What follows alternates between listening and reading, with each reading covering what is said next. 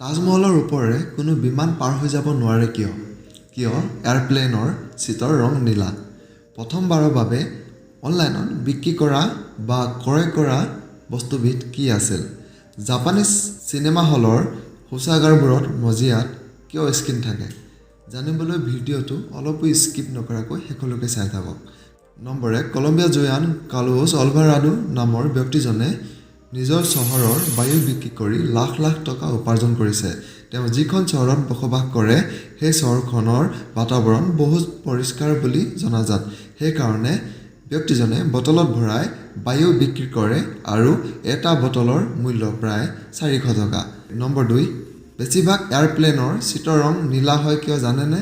কিয়নো এই ৰঙে মানুহৰ চিন্তা দূৰ কৰাত সহায় কৰে আৰু ভয় দূৰ কৰে। সেইবাবে এয়াৰপ্লেনৰ চিটত নীলা ৰং ব্যৱহাৰ কৰা হয়। নম্বৰ 3, বন্ধুসকল, আপুনি ভাৰতীয় গো এয়াৰ বিমানবোৰত যাত্ৰা কৰোঁতে এটা কথা লক্ষ্য কৰিছেনে? বিমানত এয়াৰ হোষ্টেছবোৰ কেৱল মহিলাসকলক কিয় ৰাখে? হয়তো এতিয়া আপোনাৰ মনত প্ৰশ্ন উদয় হৈছে কিয়?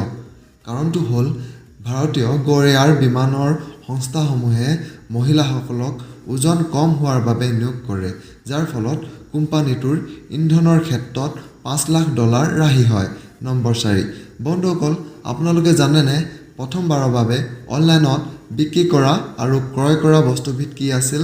বন্ধুসকল, ইণ্টাৰনেটত প্ৰথমবাৰৰ বাবে বিক্ৰী আৰু ক্ৰয় কৰা বস্তুবিধ আছিল এটা ভাঙৰ পেকেট। নম্বৰ 5, ভাৰতৰ জনসংখ্যা বৃদ্ধি হাৰ ইমানেই বেছি যে ভাৰতে 3 মাহৰ মূৰে মূৰে এখন ইজৰাইল জন্ম দিব পাৰে আৰু প্ৰতি 6 মাহৰ মূৰে মূৰে এখন ছুইজাৰলেণ্ড আৰু প্ৰতি এবছৰ মূৰে মূৰে এখন অষ্ট্ৰেলিয়া।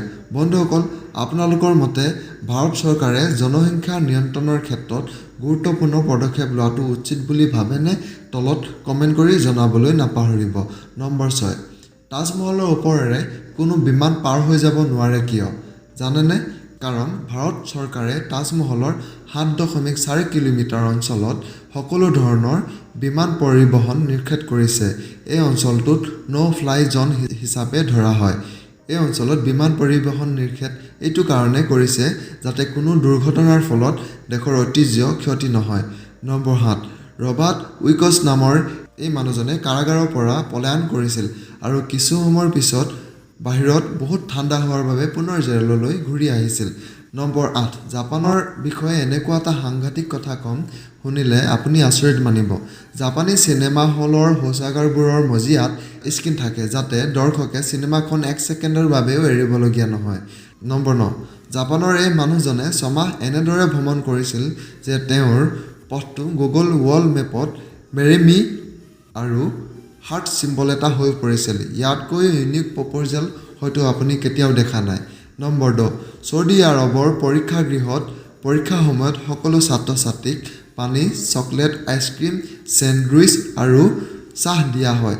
ভাৰততো এনেকুৱা হোৱাটো উচিত নেকি? কমেণ্ট কৰি জনাবচোন।